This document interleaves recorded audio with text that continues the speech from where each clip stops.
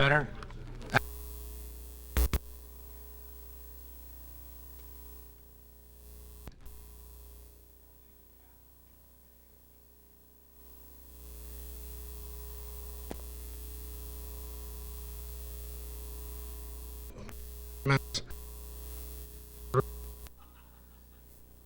Enough.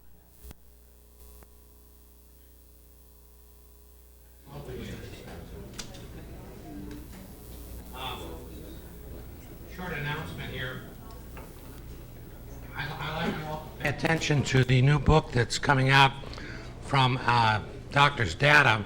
John Pangborn has written a definitive text, not a tome, but a practical guide for you to use in your understanding of detox and detoxification mechanisms. The bookstore at American Academy of Biological Dentistry will carry that book, and you can also get it from Doctor's Data. So you should all be aware of that. I think that's coming out this next week on Thursday or something like that, or Friday. They will have the books at Doctor's Data. Okay, well, we're going to start now. Our next speaker is Dr. Charlie Farr, who's an MD, PhD, and he heads up the Bioxidative Academy in the United States, and he's from Oklahoma. So Charlie, why don't you come on up, and he's going to be speaking today on oxidative metabolism, tissue regeneration, and health. So.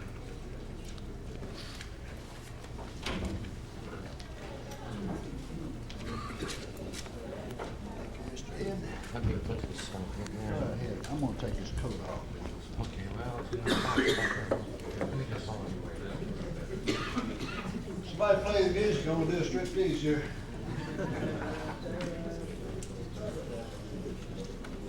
I'm afraid you're just going to have to hold on to this thing. What? Yeah. No, how about that? Can we have a chair or something up here? Anybody got a box? Well, you got it right there. Take your time with it. This thing's got a bite on it, don't you? You can just put that in your pocket. Are we wired for sound back there? Got a signal? Oh, yeah. Okay.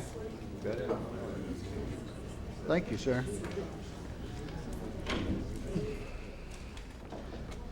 That glass is that chair's to rest my glass. See there? Isn't that pretty? Let me suggest to you that if you're 65 years old, you should act 65 years old. And don't get out and try to act like a 17-year-old like I did and wind up this way. Temporary injury called meniscal tear. Wanted to operate on a few days, but didn't have time for this meeting. So excuse my hobbling around. My name is Farr, F-A-R-R. What Ed was referring to a while ago was the International Bioxidative Medicine Foundation. This is one of the fastest growing areas in medicine there is. It's now in about 38, 40 countries scattered throughout the world. It's only about 7 years old, so that's pretty dynamic growth. We're addressing some very fundamental reactions in the body. And we're going to be talking about those in a few minutes. Now, tomorrow, Saturday rather, that is tomorrow night, Saturday? Okay. Saturday, my wife will be flying in. She's going to be bringing some pass-outs. Yeah. Huh? Hey, turn the volume. Speaker right up above. Well, you got your hand too close to the speaker. Speaker where? Up in the ceiling. Oh, golly. Okay. Just turn the volume down a little bit on it. Because I can always mouth this thing.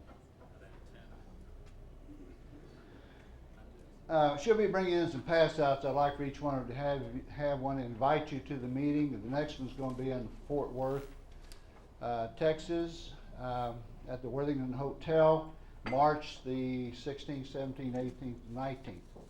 You won't want to miss it. Very interesting, exciting field of medicine. Most people who lecture always start out this way, and they will give a lecture. Then they'll say, okay, any questions? Well, I'm going to do it backwards. I'm going to ask the questions first, or ask you for questions or answers, and then we'll give the lecture.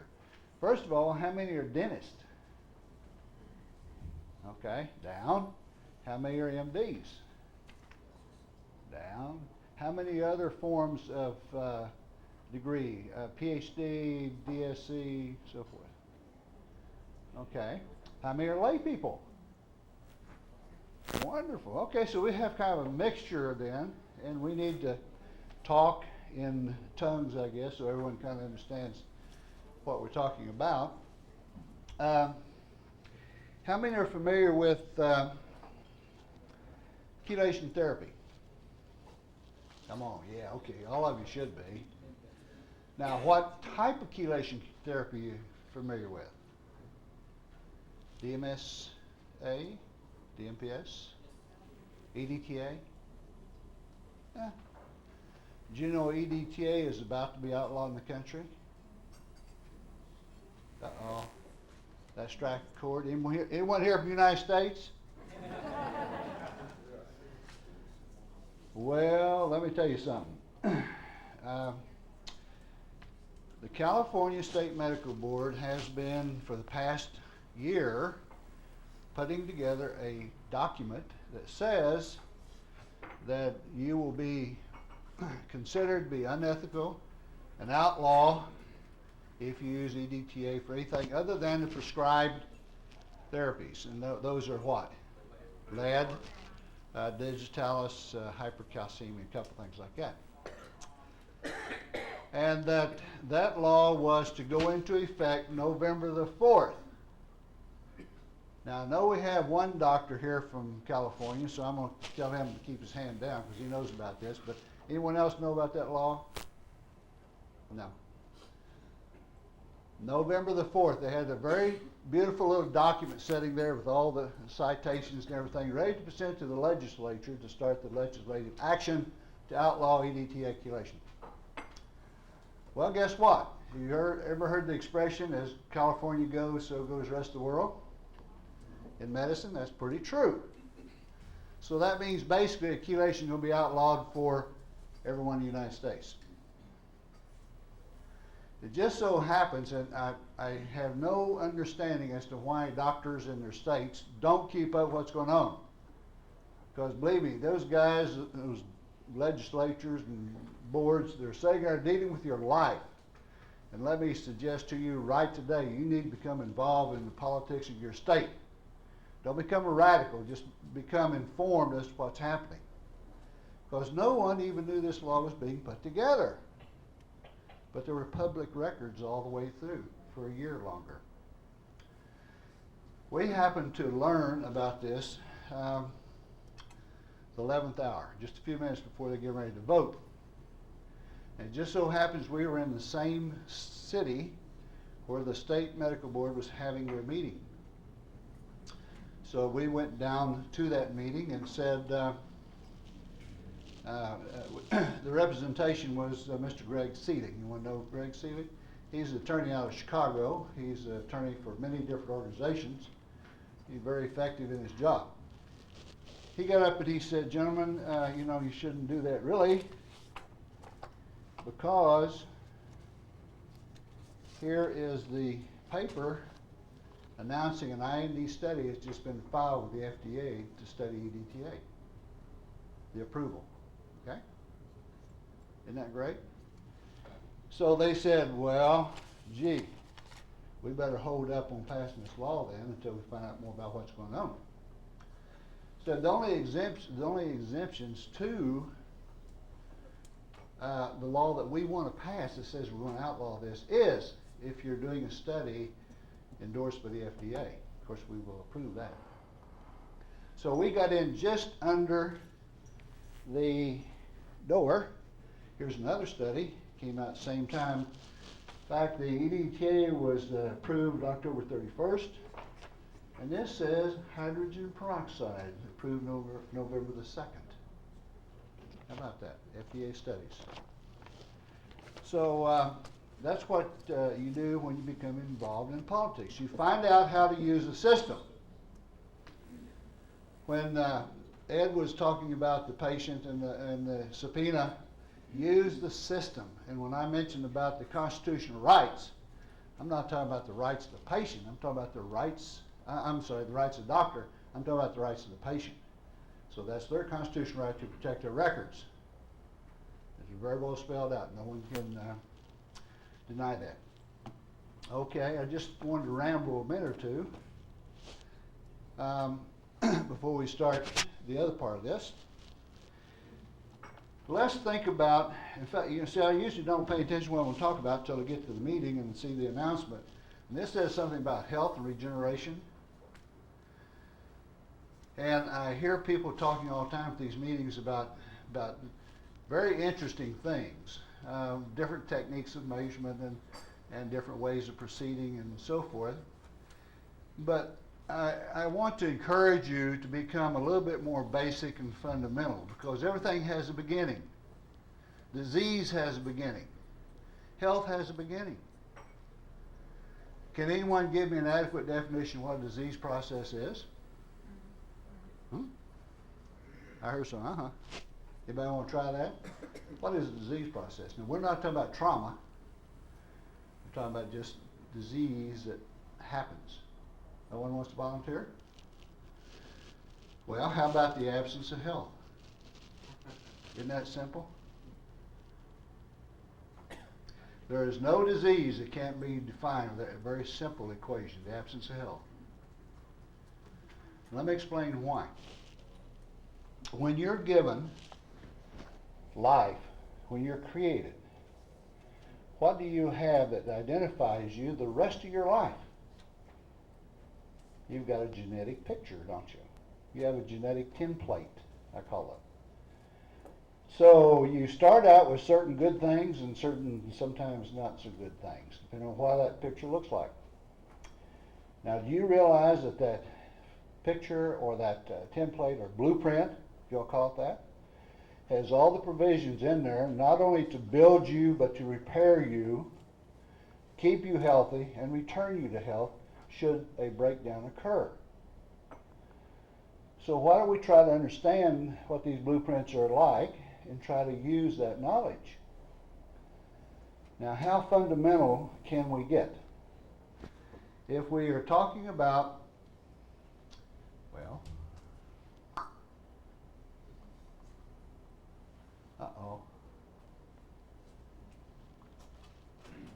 there. If we're talking about the fundamentals, we're going to be talking about the lowest unit there is. What's that? Atomic structure, isn't it? Now, of course, somebody's going to say, oh, but haven't you heard about those quarks and other things out there that's parts of the protons and so forth? Yeah, but let's don't get that complicated. Just for a moment. Okay. No scratchy, huh? Thank you. Look better? Okay.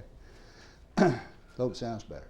Now, this little job, of course, is just an artistic diagram of an atom. Now, don't you think that that genetic blueprint that we start with fundamentally has space for that atom? After all, that's what you're composed of. So every atom has its place in this space that we're going to call the blueprint. Every composition of atoms which become molecules has a space. Every composition of molecules, which we start talking about, proteins, and then we start talking about cells, has a space. And when something happens to this distribution, we call this failure disease, don't we? We have to give some names so we call it disease, no matter what we're talking about. Okay, now if we just think about the fundamentals, such as the atom, what do we got in here? We've got protons and we've got electrons.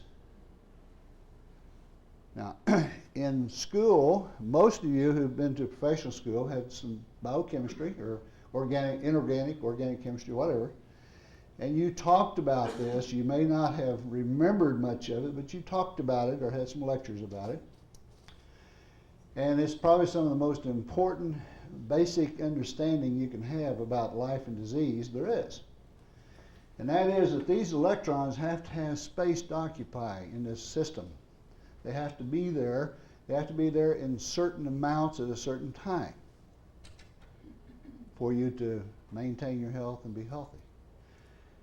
If I take an electron away from this molecule, one of the electrons on the outer shell, let's just say this is the outer shell, it looks like it's the biggest. If I take one of those away, what have I created? Imbalance, obviously, yeah. What's that called? Free radical. Okay. So we call that what? Reduction? No, we call it oxidation. It's oxidation. When I put the electron back there, what have I done? I reduced it, haven't I? So the fundamental equation of life then is oxidation reduction. You can't get any more basic than this. We're talking about these atoms, the distribution throughout the body, the relationship of electrons and so forth, oxidation reduction. Okay, so that's the basis. Now I know you have heard about this. I want to take just a minute to show you another book right here. It's out here at one of the exhibitors called Oxidant Adaptation. Okay? Every one of you should have this book in your library. And you should read it. Probably won't understand it, but you should read it. Okay? Because this gives you some very fundamental understanding about oxidative medicine. Yet they don't talk about oxidation, they talk about antioxidants. Yeah. Antioxidants. Well, what does antioxidants mean? That means without oxidation. That's the poorest term I think I've ever heard. If I can't oxidize, if I can't transfer these electrons back and forth like they're supposed to, if I antioxidize without oxidation, what happens? You die. That's an impossible term, antioxidant. Nevertheless, it's become common usage, so what happens? You have to use it for common usage. But I want you to understand that you can't prevent oxidation from happening. You can't prevent this redox. Remember that equation? You can't prevent this redox equation. If you do, you die. But it gives you a very good understanding of where free radicals come from, and so you ought to have it in your library. During our IABDM lecture, we have this little workbook. We talk about 4 hours about free radicals, so that's good too, but you have to go to IABDM to get that one. Okay? Now, well, I think we've gone bad on batteries or something.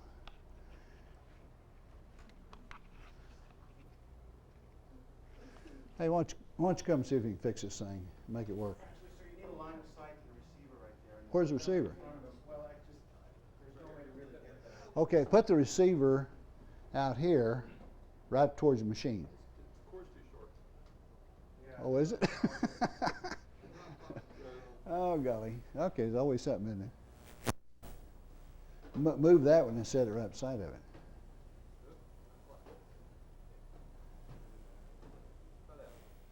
Thank you. Okay, let's see about that.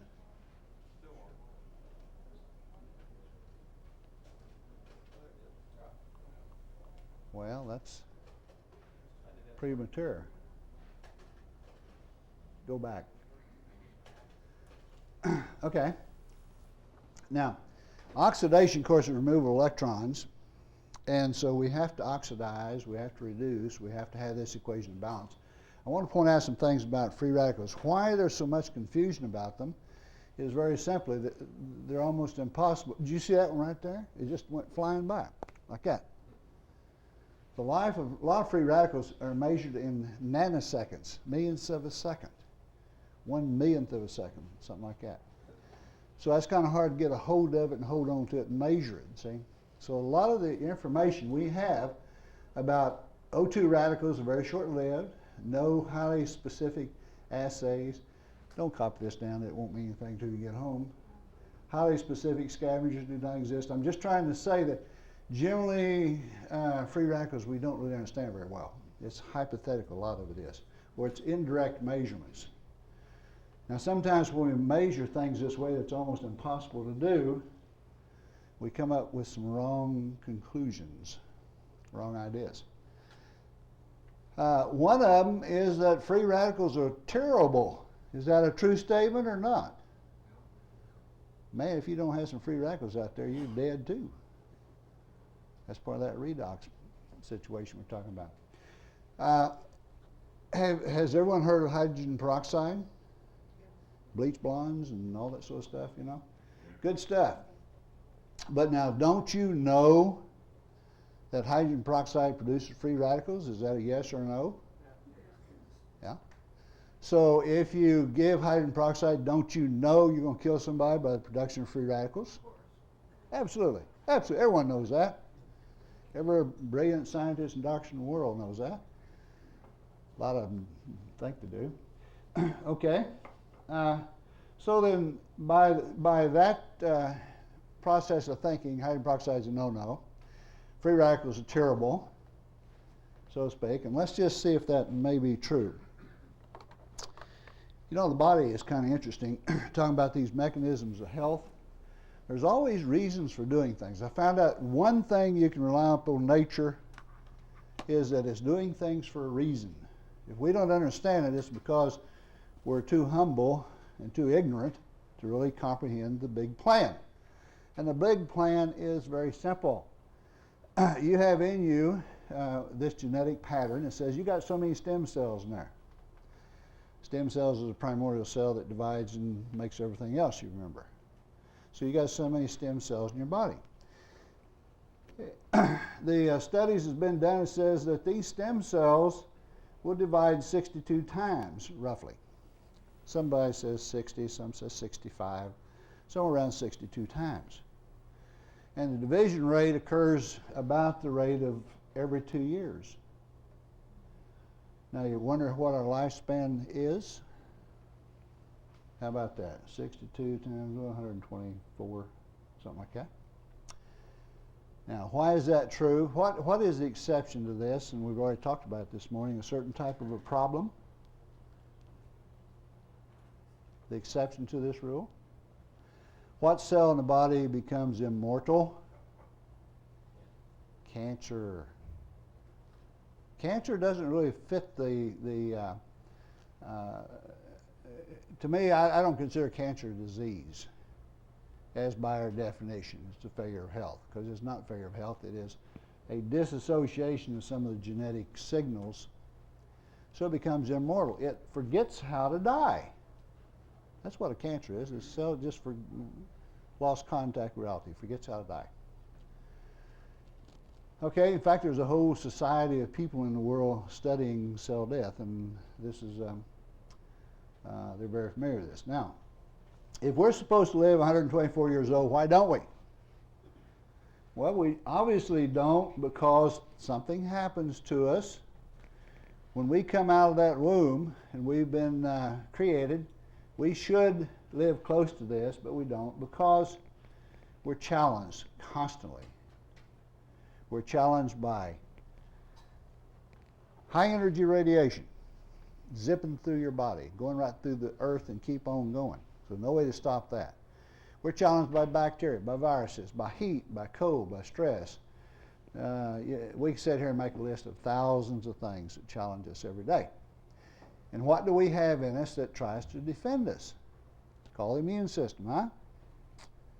A big part of it, try to protect us from injury.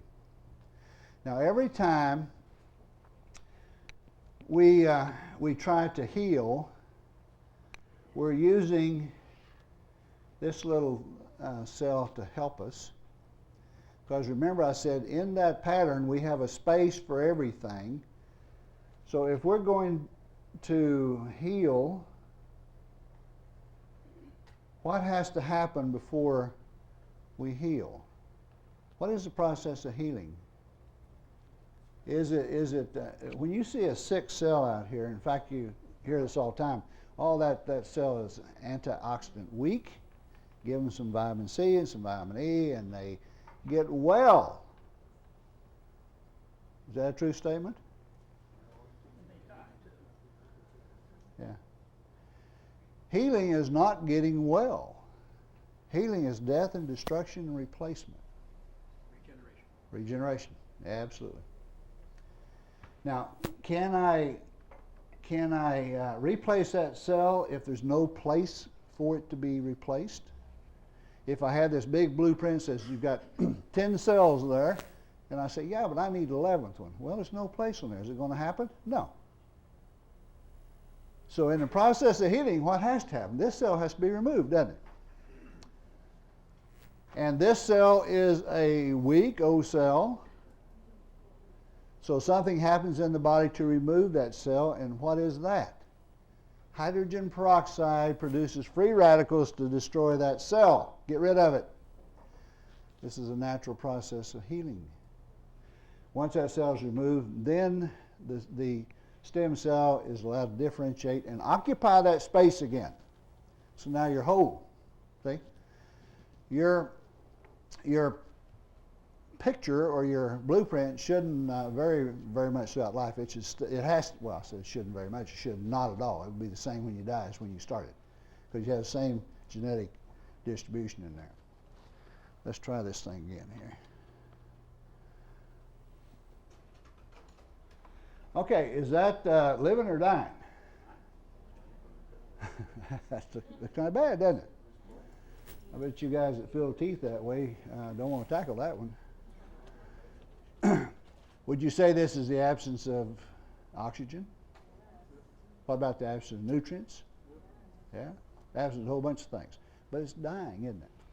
So for that leg to be healed, what do we got to do? We got to get rid of all this dead tissue and stimulate new ones to be formed. Well, that would have been real great about 10 years before this happened. But at this point, the only thing we can do is save it and hope we can save it below the knee. Because if you're familiar with amputations, a below the knee amputation is much better for a patient than above the knee, because above the knee you can't handle them as well. Okay, so we're going to give this patient some peroxide for the purpose, the body does this already. In fact, the body's just working like heck there. But we're going to give this patient some peroxide for the purpose of killing, trying to demark, okay? Now, what I didn't tell you a while ago is a cell that is healthy and is not sick, when it's hit by the peroxide, becomes healthier. It only kills the weak cell. There you get into mechanisms of chemistry we're not going into today. So when I do this and I give peroxide, this tissue above here is going to become pink and nice and healthy, because those cells aren't dead yet. They're very sick maybe, but they recover. They're replaced by healthy tissues. These down here, nothing happens because they're dead. Okay? I'm just kind of laying a framework here now, some things that happen. Peroxide, let me open this up a little bit further. When I talk about oxidative medicine, and we talk about IABDM and some of the other seminars and things we do, we're talking about all kinds of oxidizers and oxygenators. You know the difference between oxidation and oxygenation? Sound alike, don't they? It's like night and day. And we're going to get into that in a minute. Some other things that you might be familiar with is ozone, photooxidation, hyperbaric oxygen. Well, those are the principal oxidative tools that we use in medicine. And they're all fit in that same category of bioxidative medicine. One of the most powerful ones, however, is hydrogen peroxide. It's the one that I'm most familiar with. And you may not be aware that it was the rocket fuel of the early spaceship. It is so powerful in its ability to oxidize, it will oxidize and shoot a spaceship off into space. So when we give it to somebody, wow, a lot of things can happen, but they don't. This is a hyperbaric oxygen tank, for those of you that may not have seen one. We are most interested in this oxidative process. Years ago, I had 2 of these tanks, and we used them for several years. Now, when we looked at that leg a while ago that was obviously dead and rotting away, what did we say? We said, gee, it needs some oxygen, doesn't it? So naturally you'd say, okay, let's get this pressure cooker and let's put people in this pressure cooker and let's turn up the juice, put oxygen in there under pressure. Have you ever tenderized meat? You ever used a pressure cooker? You can take the toughest old piece of meat there is and put a little steam and pressure on there and it just falls apart. Same thing happens here. Only it's not going to destroy the person, it's going to force that oxygen into their body. So you think, wonderful, now we're going to get something done. Boy, these people are getting senile, they're getting disease, they're getting old, they're running out of oxygen. All you got to do is give them oxygen. I hear this statement all the time, well, cancer is a anaerobic situation. All it needs is oxygen. Give it oxygen, cure your cancer. No way, Jose, it doesn't work that way. If that's so, we could be curing all kinds of cancer. But we can't do that. It is an antioxidant type of metabolism, but just giving oxygen doesn't work. Same thing happens with the other diseases. After struggling with this for several years, trying to give people more oxygen and saying to myself, that's all they need is more oxygen, I noticed that it just didn't do the job I wanted it to do. So that was not the answer, not the whole answer, it was part of it. If I carried something from over here to, let's just say that's tissue over there, and they need oxygen, I pick up that oxygen, carry it over to that tissue and give it that tissue, what does that tissue have to do? Has to accept it and has to use it, don't they? Well, if you have deficiencies in the utilization of oxygen, I don't care how much you put in there, nothing happens. And that's what we were seeing right here doing this type of work, that we could get oxygen tensions in there, tremendous oxygen tensions in there, saturate them. Not much happened. It improved a little bit, but not as much as it should. Here's just another picture of the tank. Now let's think about peroxide. Following the experiences with the hyperbaric tanks, I was real frustrated because I wasn't getting results. Now, I've been doing chelation for 15, 18 years by then. We were doing chelation to increase circulatory blood flow, circulation. Getting blood, getting nourishment, knew how to nourish people and that sort of thing. But oxygen was baffling to me because even forcing oxygen to the body, nothing seemed to happen. So I thought about this. Well, but way back in my chemistry courses, we talked about peroxide, you know, and I knew if you poured it on a wound, you'd get this bubbling, and that was oxygen coming off. And I thought, well, maybe this is a good way to carry oxygen in a means that might work differently than hyperbaric oxygen, than just giving a regular oxygen. So it dawned on me, since oxygen and water are the 2 most important nutrients in the body, right? Right. And they make up hydrogen peroxide, it might be that just giving hydrogen peroxide might work, might help. So then the confusion becomes even more. We know that, for instance, a molecule of oxygen dissociates rather easily, forms a single atom of oxygen, which in itself is a free radical. Are you aware of that? Do you know oxygen is a free radical? If we put 2 of them together, but now we've got 2 free radicals. Can't be all that bad. Now, water is very stable. Ozone is more fragile than hydrogen peroxide. It cleaves very easily. When I mean cleave, I'm talking about the electromotive tension on the atoms, and if you get too much, they'll separate. So ozone forms very quickly becomes what?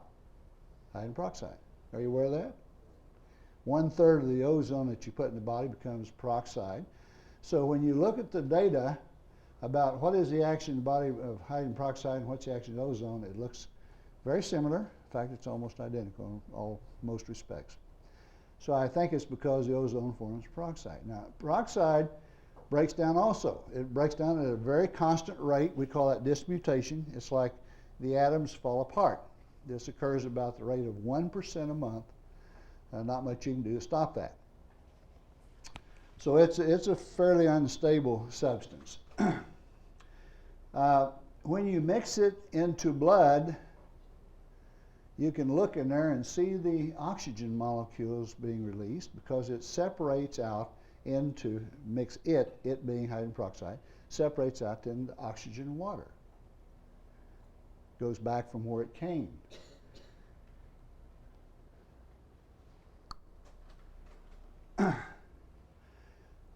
Typically, this is a cell. Let's just forget about it. You know all about cells, all you guys do.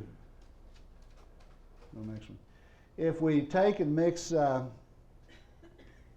oxygen in blood again, peroxide in blood, this tube is full of peroxide solution. Here's a little bit of blood run down in there.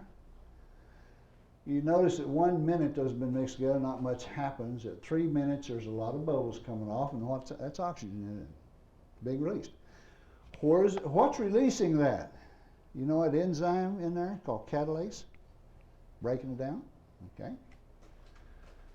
5 minutes, a lot more, and by 10 minutes, the show's all over. Now, when I looked at this, I thought, boy, just put a little bit of this stuff in the blood and release all that oxygen, and everything will be great. Maybe it will work where hyperbaric doesn't, or some of these other ways don't work. So we tried it. Gave you a little bit more dramatic example. This is you remember the old blood smears you had to make in school to look at the cells and everything on the slide? Just blood smear. Take a little peroxide solution and you just drop it on there and you have this tremendous effervescence, which is the release of oxygen. And that's what's going on in the body when you add a little oxygen, right? Yeah, maybe. We'll talk about it. If I spill a little bit of oxygen, a little bit of peroxide on my hand, you see the whiting? Now we were talking about killing tissue. Is that killing tissue? Huh? Yeah, it is. Sorry. Killing tissue. Well, why does it kill that tissue? Because that tissue is sickly and dead. Is it killing, see that pink there? Or here? Or here? Here? It's not killing anything there, right beside it. Why isn't it killing that tissue as well? Because it's healthy. Right. So this tissue obviously needed to go, and in fact we took the same concept, put it in a little gel that my wife uses as her treatment at night, and it just keeps her looking beautiful. When you meet her, you'll agree she's a beautiful looking woman to be.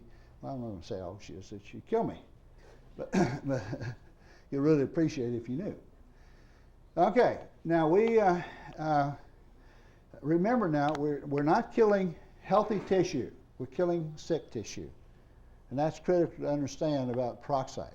And here, a minute ago, I said we're going to produce oxygen, and everyone said, yeah, we need oxygen, and so now we're talking about killing tissue, and it just gets more and more confusing, doesn't it?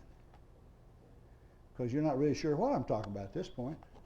Yeah? Is catalase the only enzyme that protects healthy tissue? No, there's a whole bunch of them. That's a book full of them up here we talk about.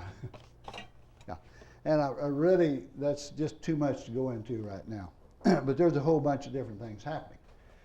Now, I spent a couple years, I guess, excuse me, doing my due diligence work. I went to the library and I looked and looked, and I called up the computers and I read and read and read. At this point in my life, when I was just putting this together, I found that there was over 6,000 articles on hydrogen peroxide in the peer-reviewed literature.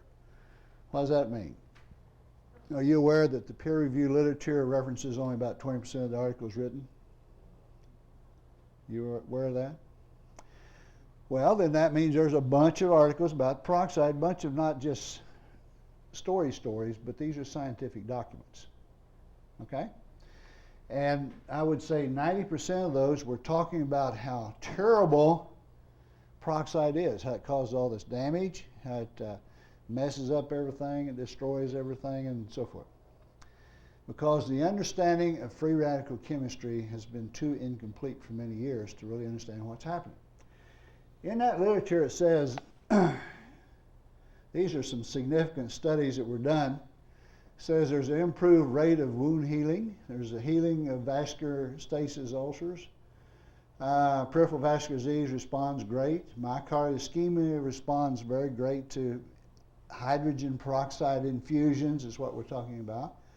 Carotid artery disease, cerebral vascular disease, destruction of immune globulin aggregates. This is extremely important right here. Increases tissue oxygenation, oxidizes bacterial products. Now what did I say right here? Oxidizes, and now I just said oxygenation. Okay, I'm going to explain that in a minute. One of the very first papers ever written about the infusion of hydrogen peroxide was about an epidemic of flu that occurred throughout the world back in 1919. If you don't remember it, your folks probably did. About the horrible flu that killed, so many people in the population. There was a doctor in India. He was an English doctor that was in India, Broussard or whatever the place is, and he saw people dying of pneumonia. And he said, these people can't breathe. Their lungs are stopped up. They got the flu. They're dying. And the death rate was 80%. Wow. 80%. So he said anything to try. He didn't know what to do, no one else did. So he mixed up some hydrogen peroxide and gave them hydrogen peroxide to those people that he knew was going to be dead within the next few hours. Guess what the death rate dropped to? 40%. Cut it in half. Cut the death rate in half. Now that was back in 1919. That was published in Lancet. How do you deliver it? IV. Published in the Lancet. Now just think of the millions of people that have died of flu and pneumonias and so forth since 1919, and no one ever heard of hydrogen peroxide. Millions and millions of people. I just wrote an article about 6 months ago. I call it the Lazarus phenomena. And you students of the Bible knows who Lazarus was. Up from the dead. We have had many, many people come in now running 103, 104, 105 fever, just sick as can be. They've got the flu or flu syndrome or something similar. Come in the office, they're just very, very sick. 9 o'clock in the morning, we hook them up to an IV of hydrogen peroxide. Sometimes we have to add 2 on it. I wouldn't hesitate at all to add 3 if I had to. By 4 o'clock in the afternoon, they're well. Okay, sounds crazy, sounds impossible, doesn't it? Well, I defy you to try it if you don't believe it. When you say you hooked them up to 1, 2, you mean bottles? Bottles. 2 or 3 bottles? Yeah, my impression in acute illness is to run it to the well.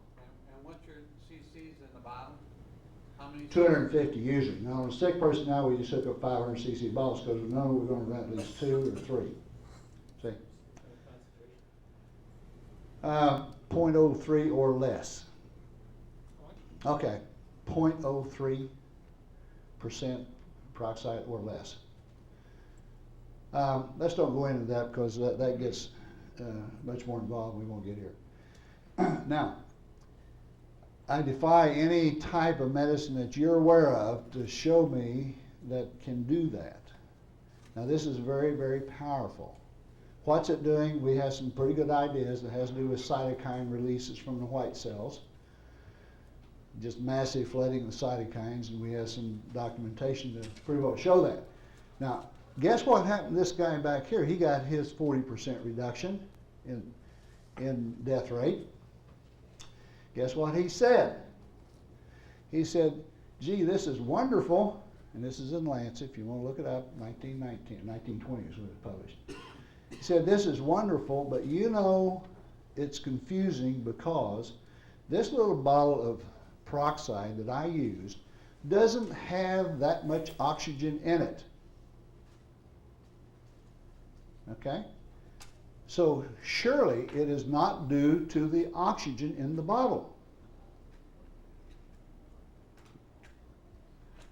I come along many years later and say, same thing. This is fantastic, but hey, there's not that much oxygen there. I can take one breath.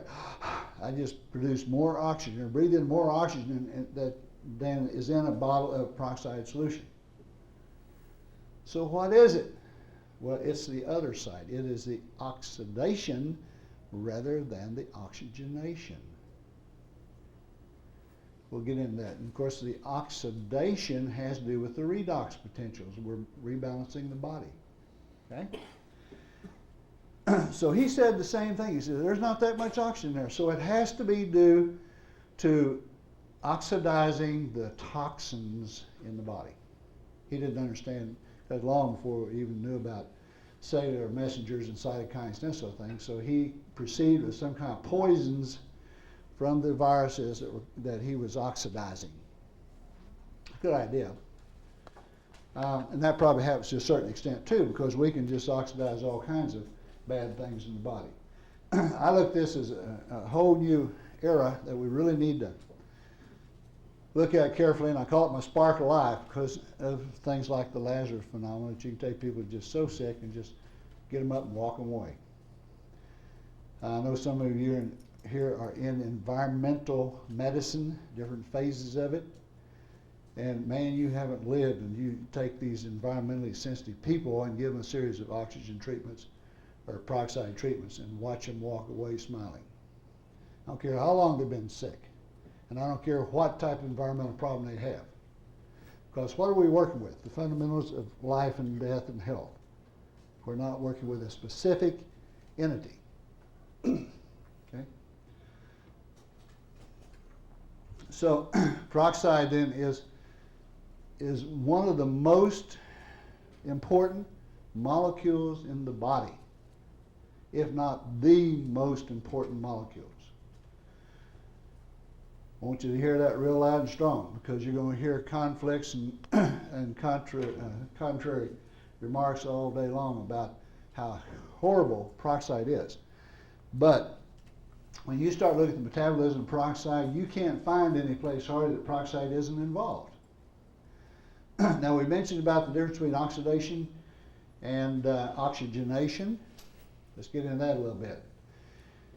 It just so happened that I had this little machine here, and this little machine is called an oxygen monitoring device. It's a direct computer-driven oxygen monitoring device that when I bought this, being a private practitioner, they don't know how to do anything.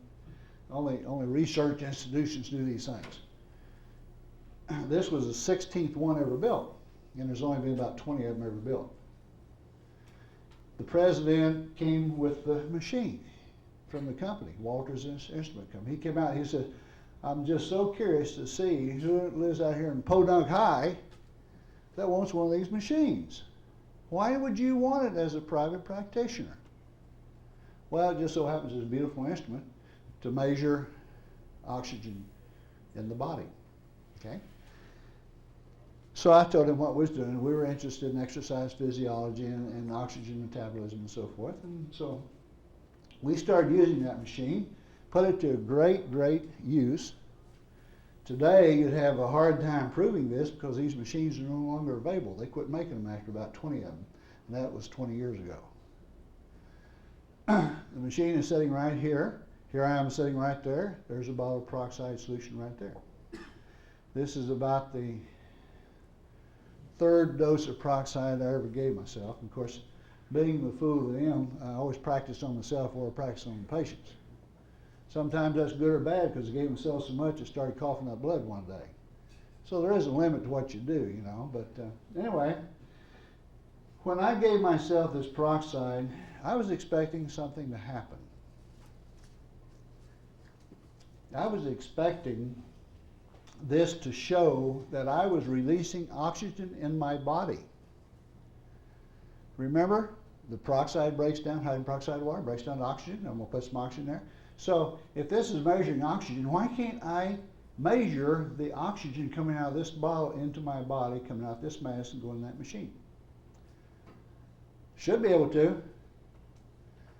Well, you have to understand the mechanics or the system we have here. We have a measuring of oxygen. You remember the old BMR machines? Okay. If you had so much oxygen going in and you had so much CO2 coming out, you measure the difference. And what does that tell you? It tells you how much oxygen you use, isn't it? So you convert that by measuring how much oxygen you use, time the body mass, and so forth, and get the the calories of energy, caloric equivalents. Well, this is similar to that, but it's a direct measuring device instead of indirect as the old BMR.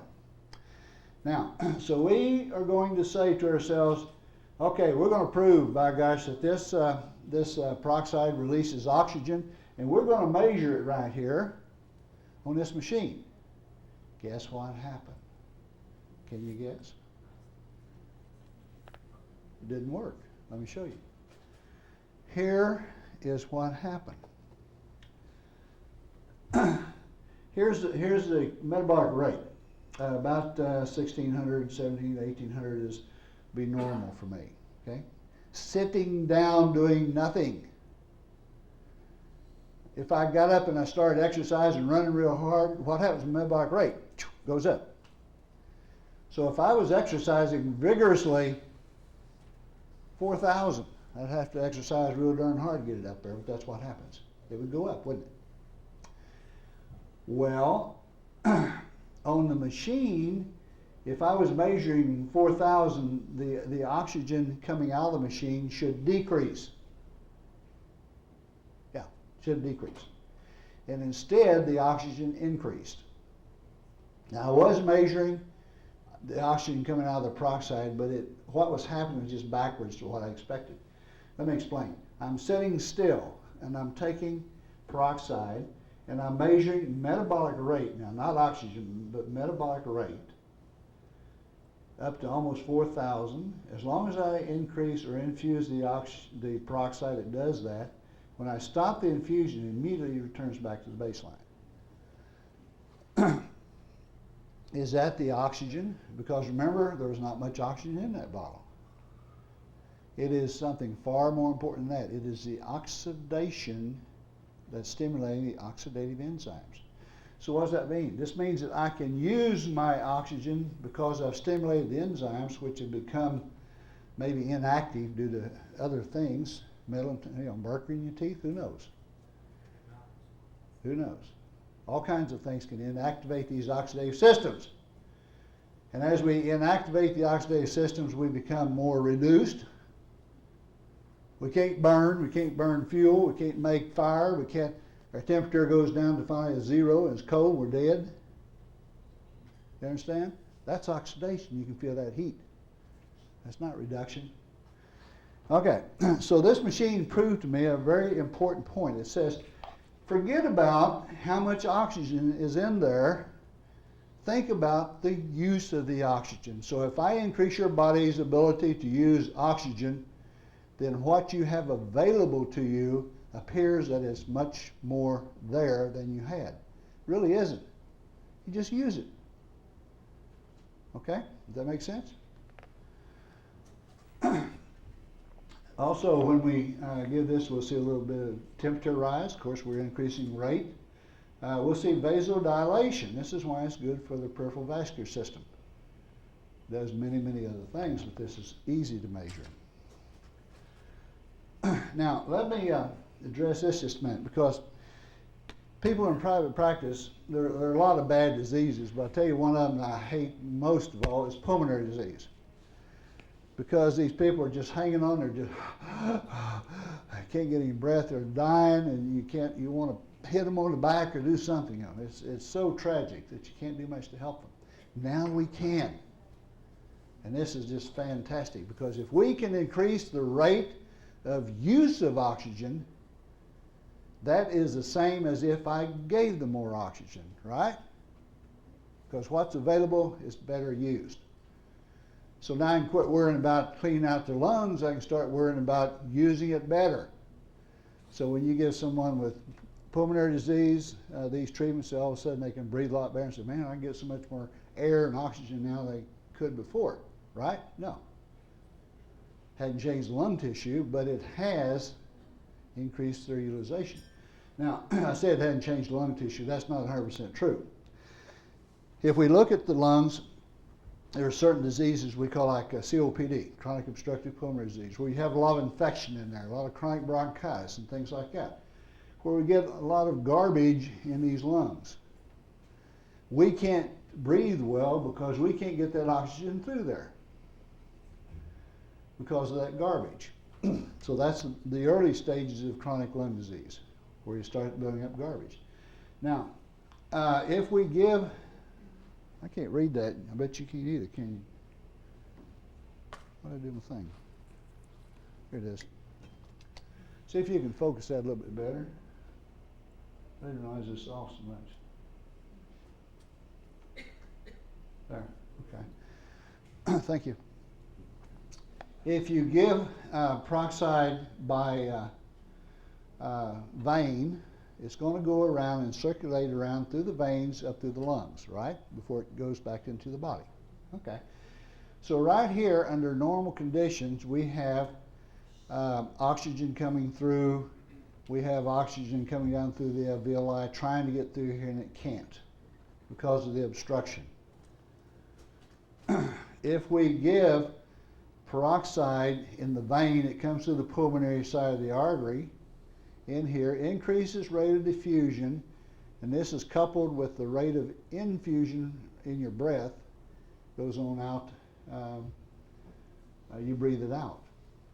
This is what I thought was happening, but remember I said when we measured on the machine it showed the oxygen went down, just the opposite. So this is not true then. Would you say it's not true? That's not true either. We thought there ought to be more oxygen coming out. The machine says, no, that's not true. It went down, the metabolic rate went up. So something else is happening here. So we postulated this. We said, okay, this oxygen coming out of here is mixing with the oxygen we inspire together. That's a greater pressure here than here, so the oxygen diffuses back in. So the oxygen comes out, bubbles up here, comes back down, and back out again, back into the body. Did you follow that? Did I do it too fast? Pulmonary artery, the oxygen from the peroxide comes up, mixes with the oxygen you breathe, increases the pressure, which comes down here, and this pressure is greater than this one. Here indicates this pressure, so it goes back out again. Returns back into the body, so it never leaves the body. Okay? That's the only way I could explain. Well, what happens now? When this oxygen that's being released from the peroxide comes out, before it can be mixed to here, it's coming out underneath this garbage in the alveoli. It's undermining that garbage. Most of that garbage is infected with anaerobic bacteria. Adding oxygen kills the infection, so these people who are usually toxic, toxicity clears up just very, very quickly. And they start breathing better, but this undermines it. And let's see if I've got one more here.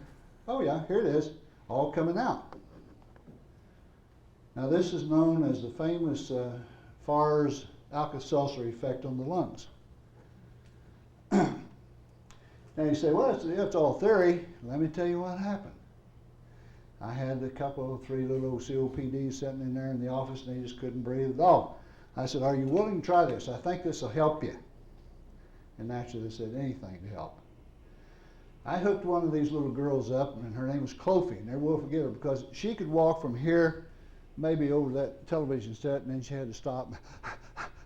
You've seen them. You know what I'm talking about. She had almost no tolerance, couldn't walk across the room.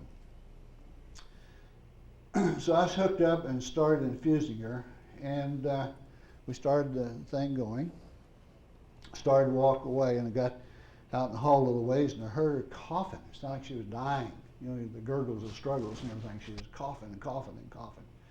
So I went back in there, and I thought, oh my gosh, I've really done something terrible here. I'm going to kill this little lady the way it's happening. So I turned off the IV. And I no sooner turned off thinking about what should I do next when she quit coughing. I thought, oh, it's just one of those coincidences. Turned it back on again, started to turn around and leave, started coughing again. Went over, turned it back off, she quit coughing. So I did that 4 or 5 times. Well, that's cute. Just turned on, she coughs, turned off, she quits. So I said, Chloe, I don't know what in the world's happened to you, honey, but I think it's good, I'm not sure. You're coughing, and you're coughing up all kinds of garbage. Can you take it? And she said, yeah, I'm gonna take it. So we opened up, let her sit there and cough and cough and cough. And she literally debrided her lungs while we were sitting there watching her clean it out. After that, she said, I have never breathed this good for years and years. Okay? So we, of course, kept giving her treatment. She got progressively better to a point, and then What kind of problem did she have? Was it COPD, chronic obstructive pulmonary disease, far advanced. Yes? If the amount of oxygen in the peroxide isn't all that much, we're talking a few molecules there to cause this effect. Is it really the effect of this cleansing physical action, or is there something else going on with oxygen reduction? Right. This is so complicated, it's hard to get into all of it. Because one of the main, what do you think one of the chief defense systems in your body is? From bacteria, viruses, and so forth? Fungi?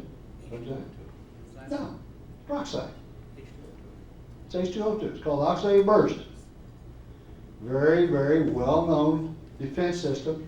It is your first line of defense after the organism penetrates. I guess that's the first line.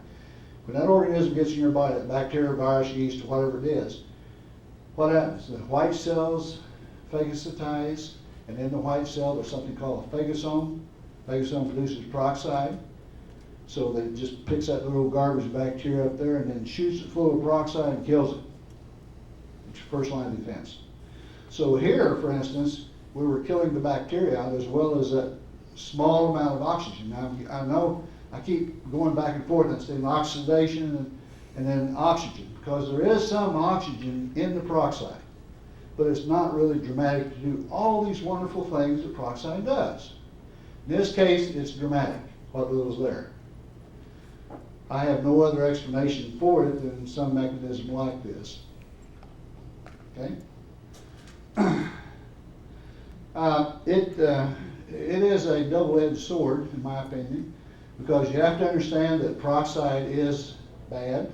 It does produce free radicals. Fortunately, it does it for a purpose, and that purpose is to destroy sick tissue and so forth. But it also does many other good things that it's worth using it to see what will happen. Speaking about the bacteria and the phagocytosis, let me show you here. This is just a little NK cell that he's phagocytized some bacteria. And these little bodies sitting around here are peroxisomes or phagocytomes. And they ingest or inject peroxide in here, killing the bacteria. Now, when they do that, this peroxide molecule is highly diffusible because it's such a very simple molecule. This peroxide diffuses through the cell walls into the adjoining surrounding area. This slide created this about 10 years ago, so it's a little bit outdated. But we know that direct stimulation of T helper cells with the peroxide increases gamma interferon. And that's one of the cytokines, isn't it? It's one of the first ones we ever recognized. Now we can list 70 of them out there. And at least half of them are directly stimulated by peroxide. These do things like a gamma interferon increases phagocytosis by fivefold. So it makes the cells work a lot better. So it does not only the direct killing effect, but the indirect stimulatory effects. If we have somebody that's quite ill with bacterial infection, we can inject them with peroxide and capture or capitalize upon this direct killing effect. So we see all types of infections responding. So I just keep standing up here telling you about all these good things this will do. You think, oh, it's crazy, you can't do all that. Let me assure you it can, When yes. you say injected, you're talking IV or IV. you're talking direct, like, IV, and then IV. focus of infections? IV. Now, in the work on the teeth, think, you know, what's a tooth? It's just another tissue, isn't it? I'm talking about tissue here. So I'm not running off and leaving you as far as your dentistry. I'm talking about things that can be very important to you. Yes, sir. Asthma and emphysema? Yes. I've taken little kids and shot them with 20 cc's or something like that, stop at asthma just immediately. Yep. And how about the galloping 1 inch per hour?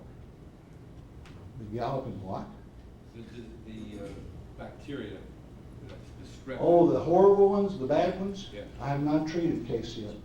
I'm interested in seeing, well, no reason why they won't respond. Let me tell you why bacteria respond. You know, you have something in a cell, this T cell here has something in there called antioxidants. Okay, what does it protect them from? It protects it from things like free radicals, right? If this cell has good antioxidant protection, now listen carefully, this is why you would use antioxidants along with the peroxide. That blows people's mind because you say you're giving something to stop it. No. If the tissue is well and healthy and it has good antioxidant protection, then you stimulate it with peroxide, this cell becomes healthier because the next time you try to stimulate it, it just won't work at all. It's got such a tremendous defense. However, if this cell is weak antioxidatively, then you're going to have the release of something called ferrous iron. You remember ferrous iron, good old iron? And ferrous iron is what triggers off peroxide to produce the free radicals that destroy the cell. So that's why a weak cell is destroyed, the healthy cell is made healthier. Now, the same thing happens in the bacteria. Remember in school you had something called catalase positive bacteria? Remember that? What the heck's catalase positive? I don't know, that's just the way they measure it, see? Catalase positive bacteria would be a bacteria that will not respond to peroxide because the catalase destroys the peroxide. So that's the inherent defense system that evolutionary-wise the bacteria has set up to protect itself. Fortunately, those are very few and far between. Most bacteria do not produce catalase, but they do have free iron floating around in them. So when that peroxide hits that bacteria, it produces free radicals and kills it. Just like that. So that's the mechanism. Okay, more questions before we move on? Yes? And what percent of hydrogen peroxide do you use? The percentage, 0.03% or less. Is that taken from 35% hydrogen? Oh, I don't care where you start with. You can start with 100%. As long as your final dilution is 0.03. 3 parts per 100 or 3% or 0.03%? 0.03%. Parts per thousand. Because on yours you had, what, 0.15? Yeah, but remember, this is back in experimental days. I used to give myself 0.3, which is, 10 times stronger than I recommend now. And that's when I got the bleeding and so forth. So there's a good reason you don't want to go up. Remember, this is a physiological substance that's very critical in your metabolism. It only takes so much to do a job. Adding more becomes what? Bad. And people think all the time, well, if a little bit's good, give more. No. Can't Doug Lieber titrate with the EAB unit and give them exactly what will be needed? I don't know. You're aware I don't know that much about EAB. It's about time you learn. You Doug? Yeah, it should be possible to test different dilutions, find out the best one that the body is calling for. Yeah. Okay, that may be very possible. I don't have any idea because that's an area of science I'm not familiar with. You got to remember, the student must remain the teacher must remain a student. I heard your remark a while ago. Perfect example. I know who you was directing that to. What's the carrier solution? Pardon? What's the carrier solution? Carrier succinate is D5W. You can use normal saline or half normal saline with 2.5% with half normal, something like that. But you don't add anything else in there. Remember, you got a very powerful oxidizing substance. You put anything in that you're not supposed to, you're going to wind up with who knows what. I hear people, horror stories. They say, "Well, I mix free amines and vitamins and minerals and all kinds of things in there." And first of all, I know they're not giving peroxide because it destroys the peroxide almost immediately. Secondly, I don't know what you've oxidized and what kind of thing you concocted in that body, which could be devastating. So don't mix anything with it. Yes, sir? In treating the tooth, would the anti-tuberous blossom be the site of choice where you apply this? Would you? For the teeth, you did the one.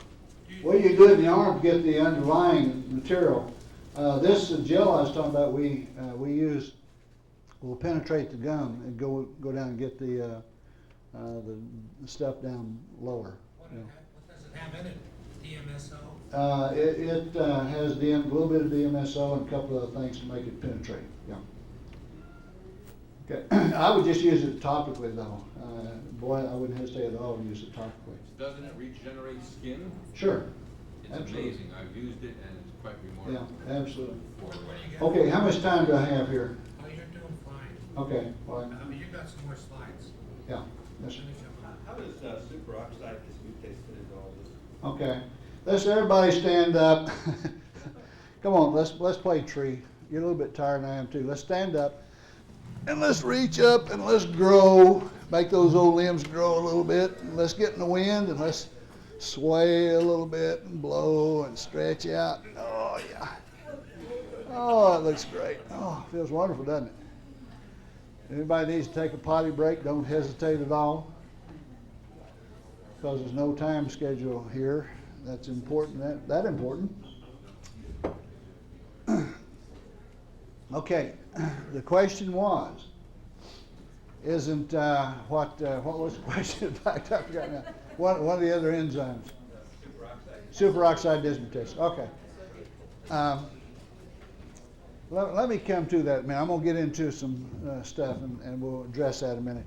One of the problems that I've had in trying to tell people about this is simply this. I keep saying, well, this is so wonderful and here's the different pathways and here's all the metabolism involved and all these good things, and people kept saying, you're crazy, you're crazy, you're crazy, because what was I saying? And for this to work efficiently, you have to have some kind of a pool of peroxide available for action. And I couldn't prove that there was a pool available, but I still drew all my diagrams and my metabolic pathways showing the central pool of peroxide being critical to the body. That's why a while ago when I said it is the most important molecule in the body, I still say that and I will to my dying day.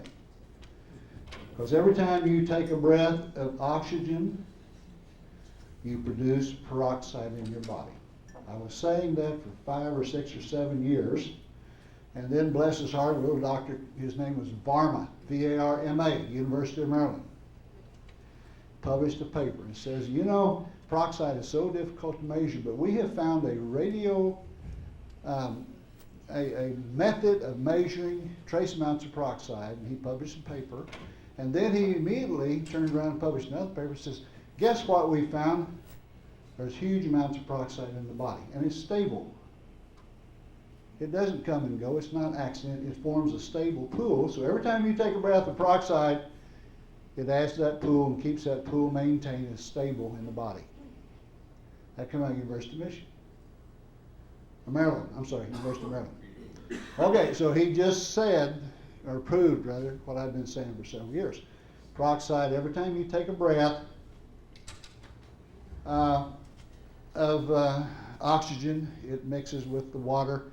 And in the red cells, you start producing peroxide, and in all cells of the body you do, and you maintain a stable pool. And that's where the SOD and everything comes in. We'll talk about that some more in a minute. Okay, so now we've got our bodies full of it. For you immunologists, you just got to do something with this. I tell you, it's fantastic. I was going to bring a couple of papers from some charts of patients of mine where these people are immunologically in terrible shape. Now, if you do a profile on them, gosh, there isn't anything normal. Now, T cells, N cells, B cells, and all the associated other cells are all abnormal. They have all kinds of markers and antibody markers to all kinds of different problems, and they're symptomatic you just can't believe. And I have several now in my collection of where we treat these people over a period of time and repeat that data, and it goes back to normal along with disappearance of their symptoms. That's kind of hard to believe. It's like that Lazarus phenomenon. I've not ever seen that before. But I can show you, I can document them. I have a hardcore documentation. Caution. Let's keep talking about this. Oxidation, oxygenation. Two discriminating features here. Now, what is oxidation? It is a transfer of electrons. Okay, that's oxidation. That's the primary mechanism of peroxide, is to balance this balance of electrons. That would be, say, here, this is called a redox reaction, balancing those electrons. Well, what is oxygenation? Oxygenation is increasing the number of oxygen molecules. So this is oxygenation, see, where we increase the actual number. Does that have anything to do with this? No. Not really. You might say, well, but oxygen is not a good oxidizer. Yeah. So is vitamin C. A lot of things, oxidizers, but not necessarily the same mechanism. So you always have to think in two different mechanisms of action when you're talking about these biological oxidizing substances. Okay, in the body, along with trying to prove out what I was saying earlier about there has to be a pool of peroxide somewhere, you can take and do certain types of cytostains and show the peroxisomes and the peroxide in the nuclei of the cells. So we know it's there, we just never did understand how it worked and why. I wrote this article, kind of a monograph back in 85, 86, somewhere along there, about the therapeutic use of invidiocyanide peroxide. Since then, the work has expanded tremendously. This is probably the first, at least the first one I wrote on it. And here again, I want to invite you to join in IABDM to learn more about it. When you get into the mechanisms, going back a while ago, what we were saying about the phagocytosis of bacteria, remember I said we stimulate the gamma interferon, which increases the rate of phagocytosis. So if we did something just to increase phagocytosis, it'd be worth that.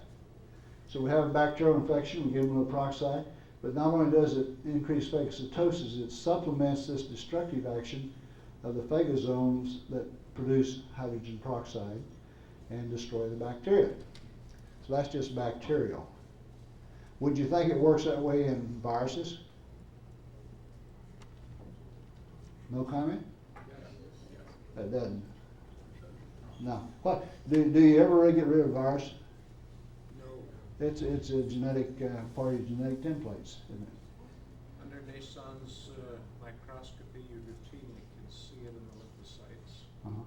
Yeah. Well, prove me wrong. I'd love for you to, but I think I don't think you never get rid of a viral particle once it is identified within the DNA or RNA of the body, because it becomes a part of you. If you want to get rid of the virus, you have to cremate you. Okay?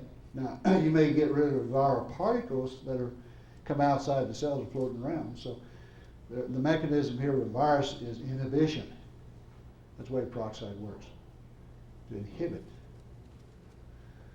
Okay? Now, here's just a little excerpt of what I was talking about earlier. I said we've done a lot of work. This peroxide pool that is formed, this is the oxygen that you breathe. Comes in through via the red cells into the pool. You form, first of all, superoxide, Then the SOD tries to work on the superoxide and forms hydrogen peroxide. This is not real good, but follow me through anyway. You produce hydrogen peroxide. Now from here, what breaks hydrogen peroxide down? Catalase. Catalase. Catalase. Okay? So catalase starts breaking this down. Here's why you have a standard amount, because catalase is oxygen sensitive. Okay, which most enzymes are. So we start breaking this down. We cleave the peroxide, form water and what? Oxygen. So what happens to the oxygen tensions in the tissues? They go up. And if catalase is oxygen sensitive, what happens to the activity? It goes down. Okay? So it goes down. The peroxide then can build up. As the oxygen tensions, let's see, the oxygen tension is released, the catalase activity goes down. As this SOD takes that oxygen and puts it back into hydrogen peroxide, now the oxygen tension goes down and catalase activity comes back up. See, so it's a put and take control system in the body that allows you to maintain a normal pool of peroxide. Right? Did you follow that through? Okay. Now, once this peroxide pool is formed, there's all kinds of different systems. It has to do with cytochrome C. It has to do with the killing effect with the ferrous iron. And this is where you produce the hydroxyl radicals. All these bacteria, viruses, everything are affected. It regulates immune function. And this is real interesting because you can take someone that has a lot of antibodies, as I mentioned a while ago, it cleans them out. But one of the things we've noticed early is that when we stimulate T cells and B cells, we immediately kill out a lot of our T cells and B cells because there's some of them are old, right? Well, which one is more likely to have the fixed systems in there of tagging for antibodies? It would be the older cells. They're more experienced. They say, I recognize what that antigen is, here's a tag. You make an antibody. The antibody is produced by the B cell. When you disrupt this system, the patient gets better. Well, what happens is we can prove that when we get peroxide, we will change the relative number of young cells and old cells. Wipe out the old, the null cells differentiate. Now we have some young healthy cells that are T cells, B cells, and they are not tagged yet, so antibody titer falls. Okay? So immunologically, you can show these things happening, and it's just amazing how that correlates very well with the change in symptoms of the patient. That's having different kinds of disease process. Okay, cytokine releases, heat regulation in the body, hormones. Almost every hormone system in the body is under regulation of peroxide. So if you got a high or low thyroid, it comes back normal. Some of the very interesting work we've done just on the side is like PMS patients and people who have dysfunctional systems, watch everything come back to normal. Of course, it is very, very important as far as your energy systems are concerned. But this is just kind of a scattering of the different things that peroxide is involved in that we can document and show, and probably everything else. I see a hand up there then. I'm sorry. 2 books, one called Oxygen Therapies, another one called Hydrogen Peroxide and Modern Miracle. Have been written about it. They're available from IABDM. There's a new one coming out, should be out next month, and it's even, I think it's even a little bit better than these 2. Written about peroxide. Now these books are written basically for lay people's understanding. Okay? And they're certainly available to you if you'd like to buy them. I want you to meet my staff. This is my PA that works with me all the time. I'd like to invite any of you to come to my house that would like to come. I have a lake right in the backyard. I can go fishing out my window in my bedroom. This is my staff and my PA. Here's my one of my chief nurses. and there's the rest of the staff out in the backyard. I do most of my best work out in the backyard, incidentally. Let me see what else. Oh, this is that gel we was talking about a while ago. Have you ever seen acne clear up in 3 days? 3 days on live, look here to here, or here to here, here. This guy right here had been treated for about 3 years for his acne. Within 3 days, it was basically gone. This one here, basically the same way. Yes? Question, that gel you referred to, is that have any advantages over olive oil and ozone? Well, yeah, quite a bit. Ozone breaks down to peroxide, so you got your peroxide, but peroxide doesn't penetrate by itself. And the olive oil would probably keep it from penetrating. Okay, yeah, there's should be no comparison. This is just showing some wrinkles and some aging spots, how they'll fade away and more wrinkles, and it's pretty remarkable stuff. I didn't come to sell this. In fact, I don't have any for sale. It is coming out on the market. Huh? What's the name of it, where do you get it? Well, there are 2 companies that are going to start distributing and selling it, and if you're interested, trying to think the easiest way to handle that.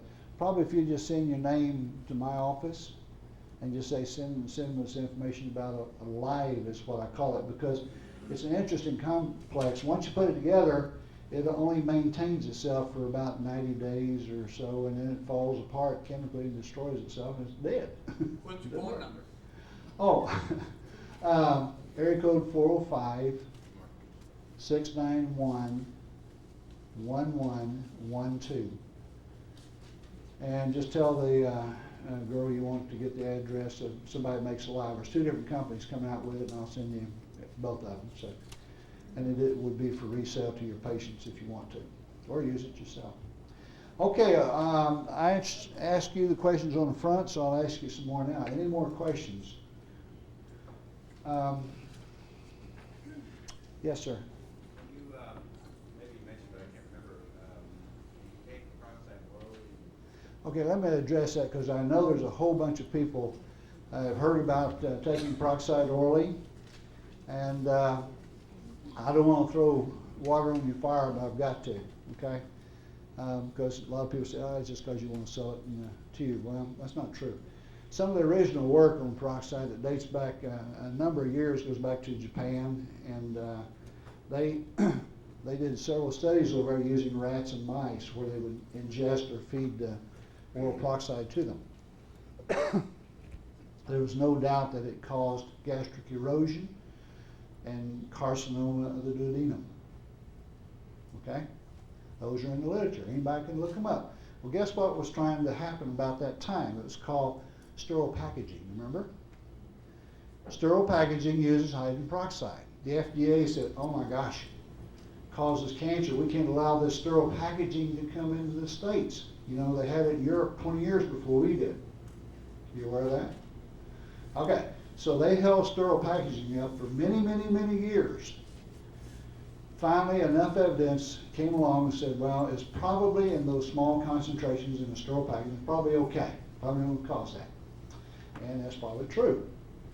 However, I got to warn you, just about 6 months ago, there was another article just published about oral peroxide causing the same thing. Gastric erosion, cancer of the duodenum, and so forth. Now, think about it. If you're a doctor, some patient comes in the office and you say, well, what you doing? You say, well, I'm taking oral peroxide. And you say, well, that sounds all right to me. Go ahead. You're in trouble. If that patient should develop cancer, you don't have any defenses because it's in the literature it will cause that, see? So my caution is against saying anything to a patient about taking it orally. There's a lot of lay people out here talking about it, and if they want to do it, that's fine. That's not your problem. But as a doctor, you got to be careful. In some of our seminars, we teach a couple of different things. One called CYA. Mm-hmm. Absolutely. We teach a bunch of things you can do to CYA. Another one, CYA, also is cover your assets, things you can do to take care of yourself. But things like that, it's very important for you to know. Now,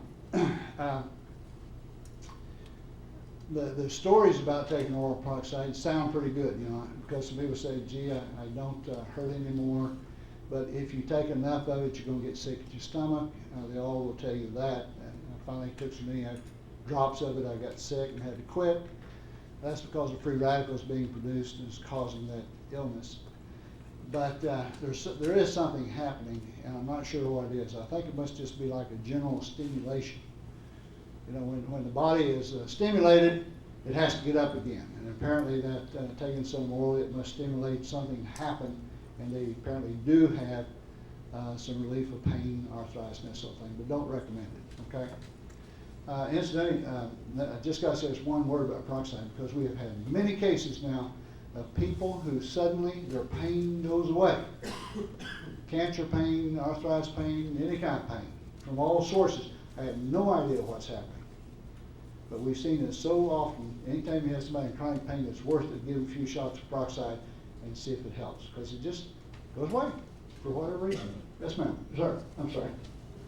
Do you know anything about these other oxygen preparations, so-called stabilized oxygen, chlorine, dioxide? Yeah, I do. Most of those will talk against peroxide, and that's okay. This is a highly competitive world we live in. They have products to sell, and they don't want you using peroxide. They don't want you to use their products. Very quickly, I can say this, that those products are usually sterilizing products. And they really have nothing to do with what I just talked about.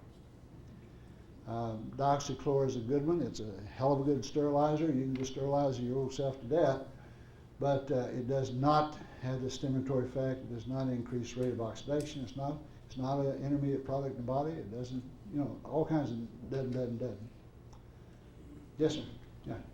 I'm still just a little bit confused on the preparation of the 250 cc bottle for intravenous injection. And you say a 0.03%. And what do you start out with, a 35%? Well, please don't go home and try to mix this up and give it to somebody. That was not the purpose of this lecture. That takes about 3 days to get that across before you really understand it.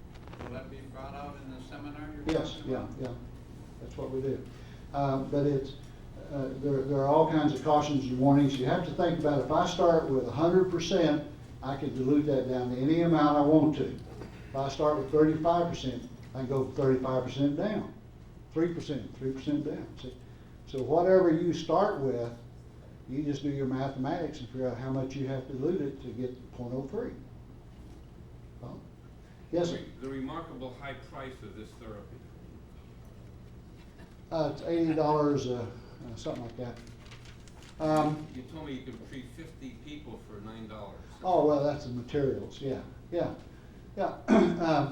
It's just crazy. A bottle of 15, 30% peroxide, which dilutes down many times, was like $15 last price I looked at. When I started in, it was about $10. Now it's about $15. So it's very cheap, because you can treat hundreds of patients with that. However, you do have your overhead, your cost of doing business involved there. It runs about $85 is what we charge. And our cost in that is probably about $45, something like that. Are you familiar with this? There's a product I think called Oxidation or something they're using for sterilization and dental oxidation. Yeah, no, I'm not familiar. I've heard of it. I don't know what that is. American, what's the sterilizing company? American Sterilizer? Yeah, that's the big company that makes all sterilizers. They hold the patent on using peroxide for sterilization. They have a perfect system of using peroxide for sterilization, but they don't want to use it for whatever reason. I know they own the patent on it. You mentioned chronic pain. Would that also include headache? Yes, yeah, headache, heart, lungs, you just name it. That's why I don't know what the mechanism is. I have no idea what the mechanism is. Why would it help somebody with chronic CA pain, and somebody else with coronary vascular pain, and the different types of chronic pains? What about trigeminal neuralgia?